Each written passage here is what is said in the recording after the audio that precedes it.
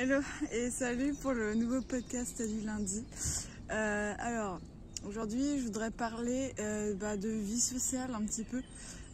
J'en parle pas tant que ça sur cette chaîne YouTube parce que voilà, la vie sociale c'est quand même un des trucs qui constitue ce qui se passe dans notre santé mentale, dans notre tête, si on va bien ou pas bien.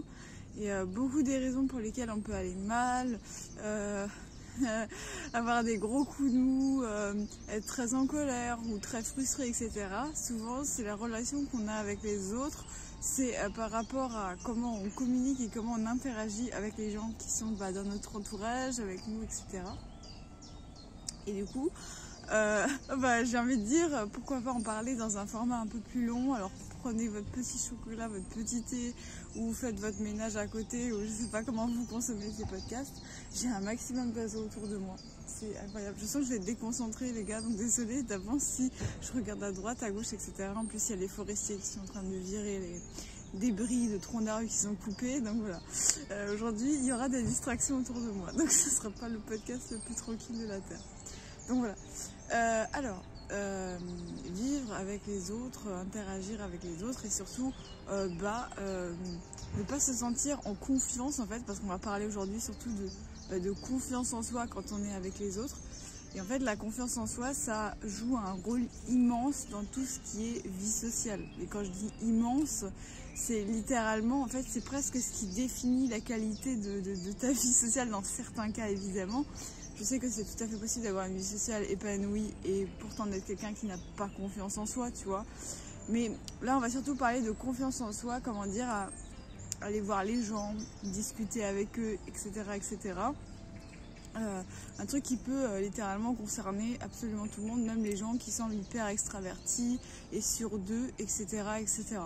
Alors parlons déjà des gens qui semblent extravertis et sur d'eux et qui ne le sont pas, parce que je pense que pour les gens qui sont peut-être timides, qui ont peur d'aller voir les gens, de parler avec les gens, de s'imposer dans un groupe social, etc., parfois se font des mythes sur qu'est-ce qui se passe à l'intérieur des têtes des gens qui sont pas à l'aise. Alors déjà, il faut savoir une chose, c'est que oui, effectivement, il y a des gens qui ont parfaitement confiance en eux dans les groupes sociaux, qui se sentent hyper à l'aise, qui prennent la parole comme ça, il n'y a pas de problème, etc. Et le pire, c'est que j'ai pas envie de dire, ouais, moi par exemple, c'est mon cas, mais par rapport à ce que j'étais quand j'étais enfant, parce que si vous me suivez, vous savez que j'ai fait du mutisme sélectif étant enfant, donc j'étais tellement timide et apeurée. Alors je sais que le mutisme, c'est pas de la timidité, mais bon. N'empêche que je me considérais quand même comme extrêmement timide. J'étais tellement effrayée par les autres, tellement timide, tellement j'osais tellement pas que je ne parlais même pas en fait. Je ne parlais même pas, même pour dire parfois merci, etc. Bonjour, voilà. Donc c'est juste pour dire que je viens de très très loin. Et aujourd'hui j'ai réussi à vraiment, je sais pas, trouver une aise que encore aujourd'hui je me dis mais comment j'ai fait en fait. C'est fou l'évolution.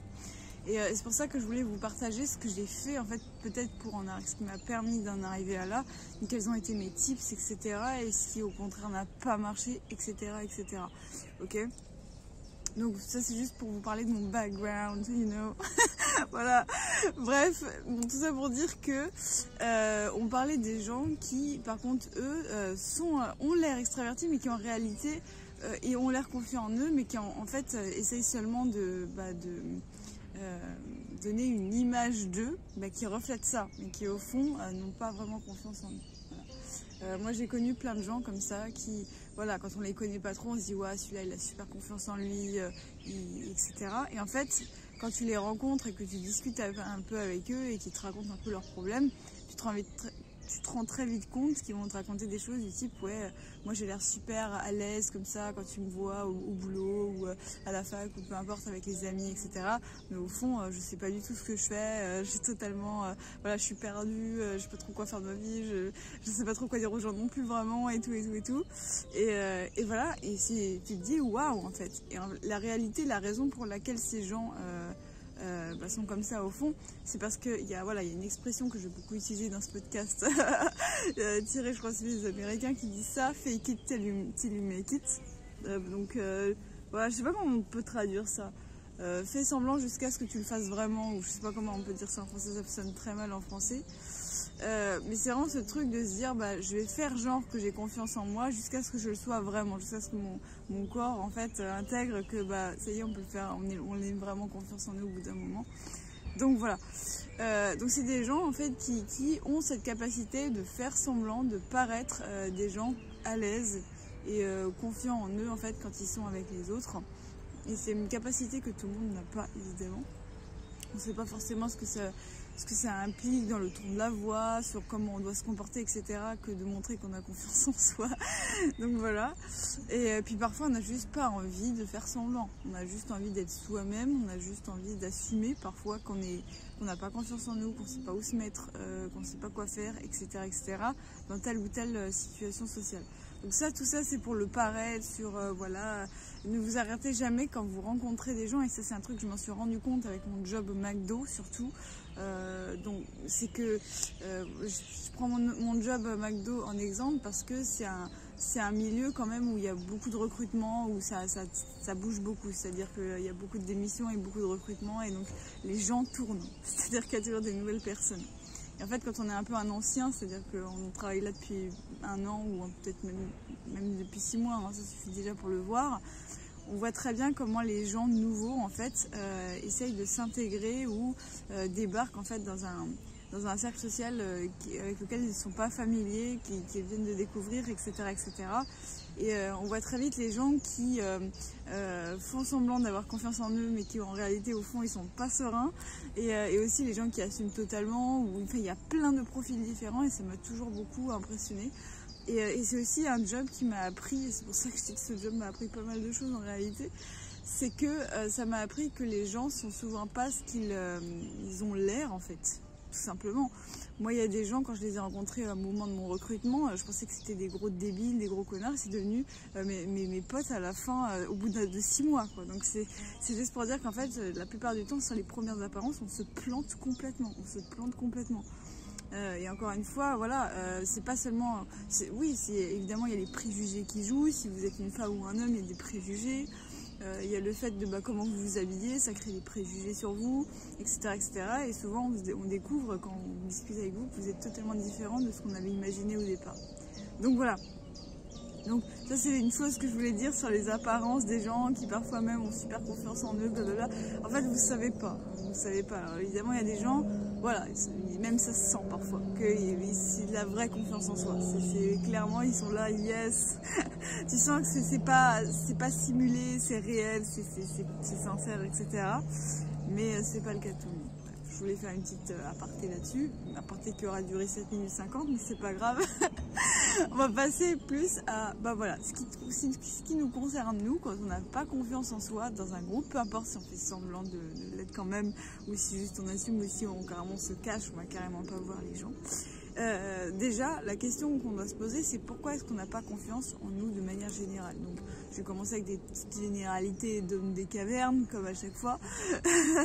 C'est-à-dire que, voilà, nous, les humains, en fait, on est un petit peu comme les animaux dans notre fonctionnement de survie. C'est-à-dire que dès qu'on va rencontrer une situation nouvelle, un nouvel être vivant, un nouvel environnement, je sais pas, vous arrivez dans un nouveau pays, un nouvel endroit, peu importe, le réflexe de votre cerveau, ça va être de passer au scan tout ce qui pourrait potentiellement être dangereux à votre survie. Voilà, tout ce qui pourrait être dangereux, vous mettre en danger, etc. Alors là, je parle de survie, mais tout ce qui peut vous mettre en danger tout court. Hein, voilà, des agressions, de la honte aussi, parce que en fait, aujourd'hui,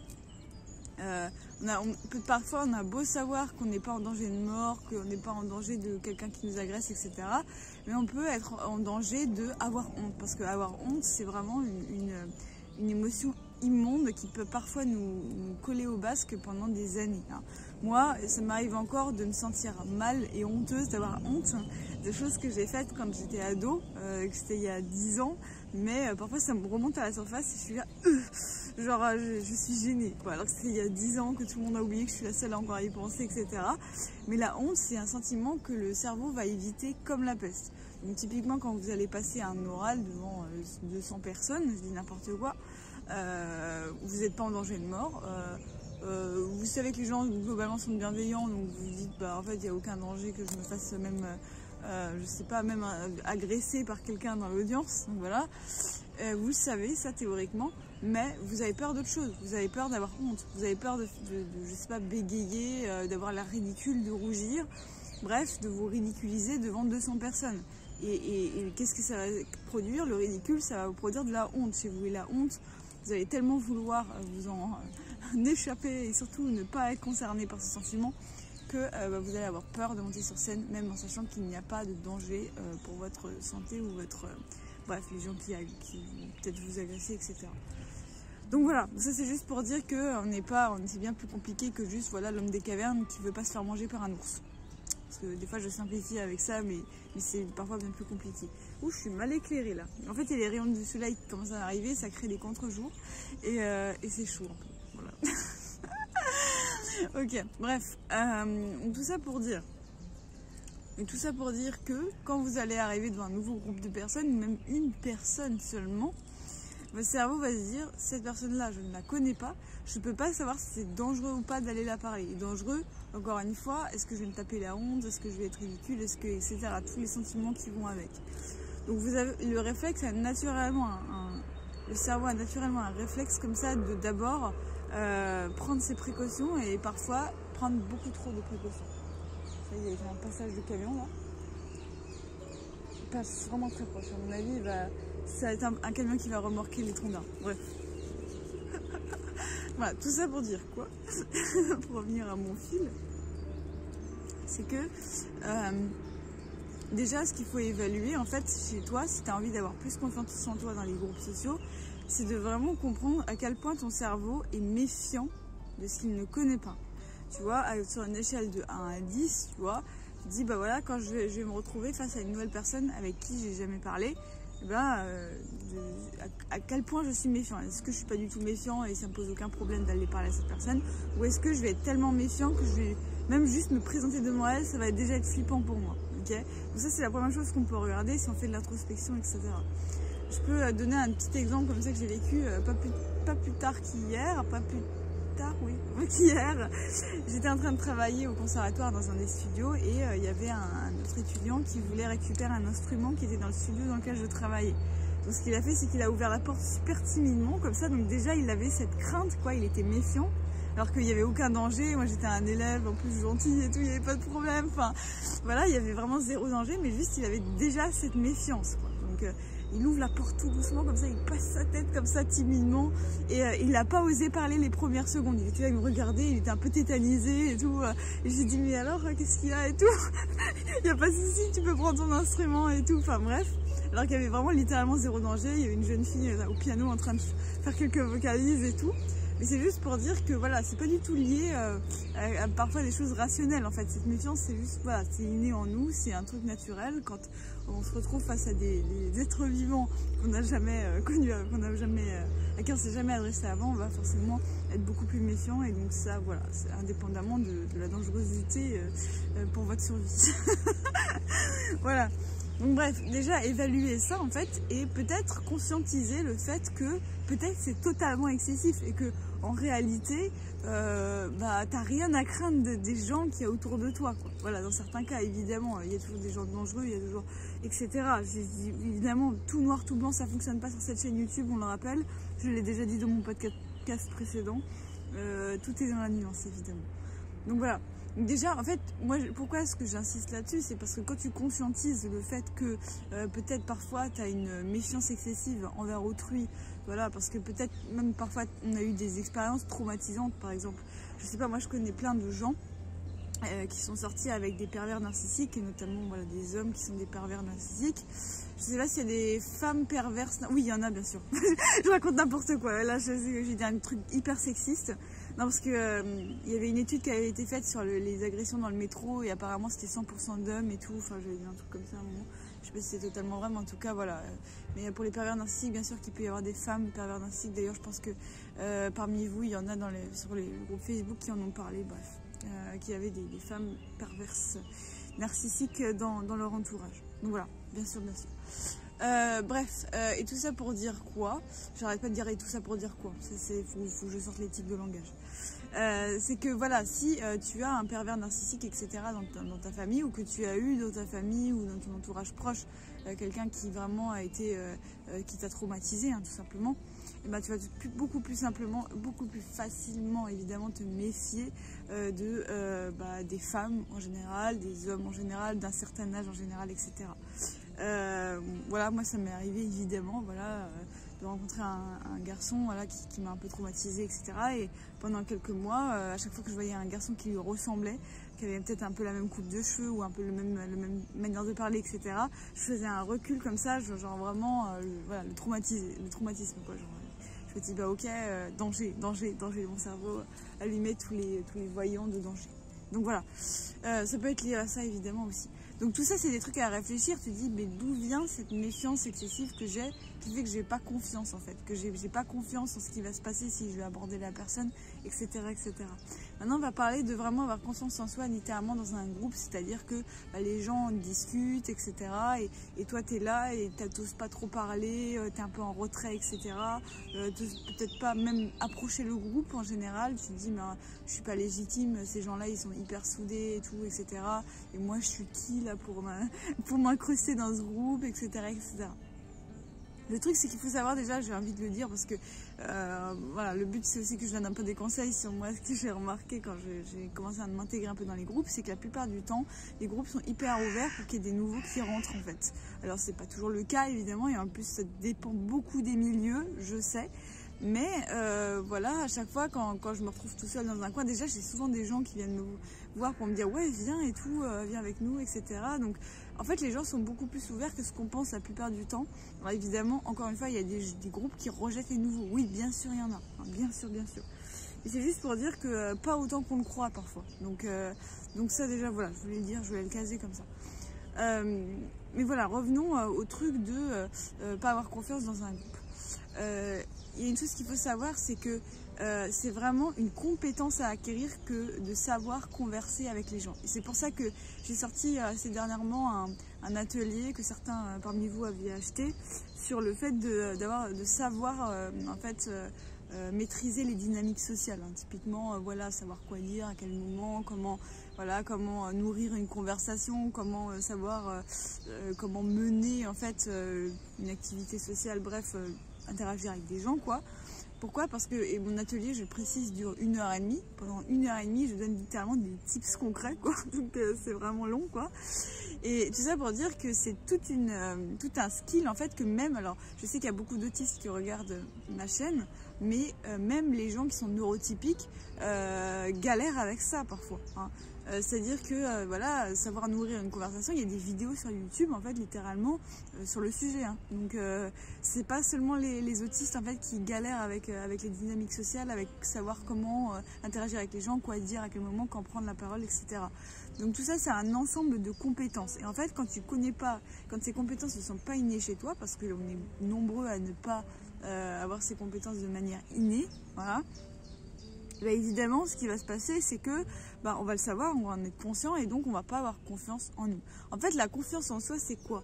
La confiance en soi, c'est savoir qu'on est capable ou non de faire une chose. Voilà. Typiquement, tu apprends le vélo, tu vois. Tu n'as jamais fait de vélo de ta vie, tu vas pas avoir confiance en toi et c'est normal. C'est normal, tu n'as jamais fait de vélo. Tu sais très bien que tu sais pas le faire, etc. Après, il y a un truc aussi, on peut avoir confiance en soi en ne sachant pas faire les choses, en se disant tout simplement... Ben voilà, je sais que j'y arriverai pas, je sais que je sais pas faire du vélo, je sais que je sais pas nager, je sais pas, voilà. Mais ça n'empêche que j'ai quand même confiance en moi parce que je sais que si je m'y mets, je vais y réussir à le faire au bout d'un moment. Je vais apprendre et puis je vais très bien apprendre et puis ça se passera très bien.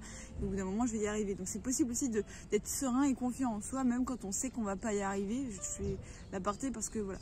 Mais très souvent, et c'est le cas de la plupart des personnes, et notamment ceux qui sentent qu'ils n'ont pas confiance en eux en général, c'est que tout simplement ils savent qu'ils savent pas faire. Donc évidemment, ils n'ont rien pour nourrir leur confiance en eux. Ils n'ont aucune preuve, en fait, je m'inclus dans le « il », on n'a aucune preuve, en fait, qu'on est capable de le faire. Donc forcément, le cerveau, il va se dire, attention, on ne sait pas, en fait. Ça se trouve, on va totalement se planter, on va se rougir de honte, on va se pâmer de ridicule, et c'est comme ça que ça va se terminer. Donc voilà, donc la confiance en soi, c'est souvent savoir qu'on est capable de le faire. Après, il y a des gens qui, même quand ils sont totalement capables de le faire et tout, continuent de ne pas avoir confiance en eux, mais ça c'est encore un autre sujet dans lequel on pourrait parler dans un autre podcast, même faire un atelier dessus, parce que en vrai c'est intéressant, ça me donne une idée sur le coup. Voilà. Mais c'est juste pour dire que il faut pas croire que la vie sociale, il suffit juste de arriver et c'est bon, tu es censé savoir le faire de manière innée. Non, il y a plein de choses à savoir, plein de petits tips à savoir, et certes il y a des gens qui l'ont de façon innée, mais voilà, c'est comme tout. Par exemple, l'oreille absolue, on peut acquérir l'oreille absolue en musique, mais c'est pas inné. Il y a des gens chez qui c'est inné, il y en a chez qui non. Donc voilà, c'est littéralement comme ça que ça marche. Donc voilà. Donc moi, ce que je te conseillerais vraiment de faire, et moi c'est ce que j'ai fait vraiment quand j'ai commencé à parler avec les gens, quand j'ai commencé à m'intégrer à des groupes sociaux, le premier truc que j'ai commencé à faire, c'est m'assumer totalement.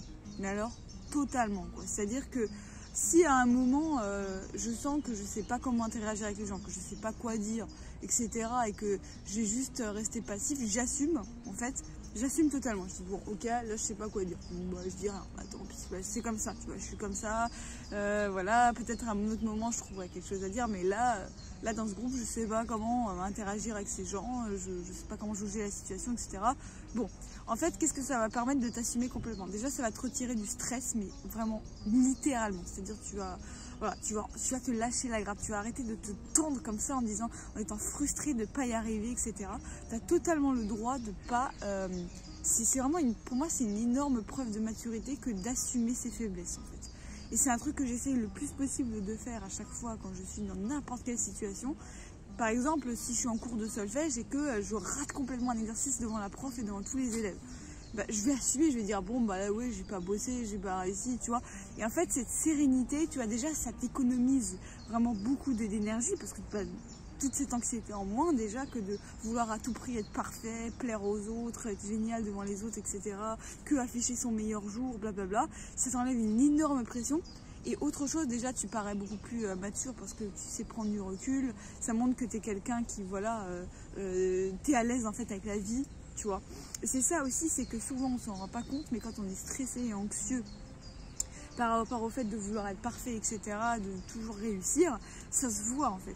Et pourquoi ça se voit? Parce que quand vous êtes anxieux, voilà, vous êtes un peu tendax, vous êtes un peu salut, ça se voit et tout, que en fait vous voulez faire genre que vous êtes à l'aise, mais en fait vous ne l'êtes pas du tout. Et ça forcément, alors je suis désolée de vous le dire, mais il y a des gens qui vont vous rejeter pour ça. Moi je connais plein de gens comme ça qui veulent à tout prix être parfaits, etc., et sembler géniaux et tout. Et en fait ils sont tellement stressés par rapport à ça que les gens vont les rejeter parce que ça va les mettre mal à l'aise, tout simplement. Et je dis pas que c'est une bonne chose, je dis simplement que voilà, c'est malheureusement la triste vérité dans la vie sociale. Donc il vaut mieux totalement assumer qui tu es avec tes faiblesses, t'es comme ça, c'est pas grave, t'es comme ça, il y a plein de gens comme ça en fait. Et ça va être une immense preuve de maturité en fait que de montrer que voilà, on est à l'aise avec ses faiblesses. Donc voilà, ça c'est le premier conseil que je donne, un truc que j'applique dans tous les domaines de ma vie et surtout le social. Voilà, surtout le social. Si à un moment, voilà, je me retrouve dans une foule de gens, je suis à un événement quelconque et puis je me retrouve dans une foule de gens. Et là tout le monde se crée des petits groupes sociaux, etc. Et moi je suis isolée. Voilà. Et alors il y a deux possibilités, soit je me dis ok, je suis motivée, je vais aller parler aux gens, je vais m'intégrer à un groupe, etc. Et je le fais, dans ce cas très bien. Mais il y a certains jours où juste pas la foi en fait. Pas assez d'énergie pour faire l'effort de discuter avec des gens, etc. Voilà. Je vais m'isoler et je vais l'assumer. Je vais l'assumer, je vais dire bon voilà, je vais me mettre dans un coin, je vais lire un bouquin, etc. Mais j'assume ma position en fait de personne qui a décidé que là, j'ai pas envie quoi. J'ai pas envie, ou juste pour l'instant je suis pas prête, je me sens pas prête, etc. Donc voilà. Et ça les gens me l'ont fait remarquer, c'est-à-dire qu'il y a eu tout un moment de ma vie où j'ai fait partie d'un chœur. Et en fait, j'ai mis 3 mois avant de parler à la première personne dans ce chœur. Et les 3 premiers mois, je me suis mis dans un coin avec un bouquin ou une activité, un truc particulier à faire, etc. Et les gens sont venus me voir en me disant ouais, c'est fou parce qu'en fait t'étais toujours toute seule, mais on te plaignait pas parce que t'avais l'air occupée, t'avais l'air de savoir ce que tu faisais, etc. On avait peur de te déranger, etc. Enfin bref, les gens en fait m'ont pas du tout vu comme la weirdo qui s'isole dans son coin, quoi. Donc on me l'a fait remarquer, donc c'est que ça se voit en fait littéralement quand tu assumes qui tu es et que en fait t'es pas dérangé par être qui tu es, par être toi, tu vois, par le fait d'être toi. Voilà, c'est un peu plus clair comme ça. Donc ça, c'est vraiment le conseil phare que je voudrais donner dans ce podcast, juste assumer. Et après, tout simplement, bah voilà, avoir confiance en soi, c'est juste se donner des preuves qu'on est capable de le faire. Donc après, il faut pratiquer, quoi. C'est-à-dire qu'au bout d'un moment, si tu veux avoir des preuves, en fait, la confiance en soi, c'est deux choses. C'est s'assumer pleinement, tu vois, avec nos défauts, nos difficultés, etc. C'est ça. Et en même temps, progresser. Parce que si tu sens que tu progresses, en plus, tu donnes des preuves à ton cerveau que tu es capable de le faire. Je donnais l'exemple du vélo tout à l'heure et du fait d'avoir confiance en soi, même si on sait qu'on ne sait pas faire du vélo. Pourquoi on sait qu'on a confiance en soi? Parce qu'on se dit, bah, je vais essayer, réessayer, etc. Et puis, je vais progresser et je vais avoir la preuve par moi-même, en fait, que je suis capable de le faire. La vie sociale, c'est pareil. Plus tu vas pratiquer, plus tu vas être au contact des gens et plus tu vas te rendre compte qu'en fait, les gens ne sont pas si dangereux que ce que tu penses. Tu vas avoir des preuves concrètes parce que tu l'auras testé plusieurs fois et ça va te permettre littéralement d'être à l'aise beaucoup plus et d'avoir bien plus confiance en toi. Voilà. Moi, c'est un truc que je remarque énormément moi, j'avais toujours peur des restaurants. Pourquoi? Parce que quand on va dans un restaurant, il faut beaucoup interagir avec des inconnus, avec les serveurs, avec les gens qui nous accueillent, etc. Il faut appeler le serveur pour demander l'addition, ce genre de choses. Enfin, il faut interagir avec les gens littéralement. Et ça, c'est un truc avec lequel, jusque-là, j'étais vraiment hyper mal à l'aise et tout. Et du coup, aller dans un restaurant me faisait vraiment flipper, quoi. Donc, et en fait, avec mon copain, on est allé beaucoup au resto dernièrement. Et je me rends compte de plus en plus que ça me fait plus du tout peur parce que j'ai eu la preuve en allant plusieurs fois au restaurant que le restaurant, c'est juste un endroit chaleureux, il n'y a pas de problème. Les serveurs, ils sont polis, ils sont gentils, etc. Parce que sinon les clients s'en vont de toute façon. Donc en fait, j'ai vraiment pris confiance en moi là-dedans et aujourd'hui, ça me pose plus du tout de problème d'aller dans des restaurants, juste pas. Voilà, j'ai fait des essais, je suis allée plusieurs fois et donc ça m'a permis vraiment de me mettre à l'aise là-dessus. Voilà. Donc on va terminer ce podcast là-dessus, sur ces conseils que je trouve extrêmement précieux. J'espère que ça t'aura intéressé. On se retrouve très vite pour un nouveau podcast lundi prochain, un peu plus tard. Et d'ici là, ciao dans ta casa, salut.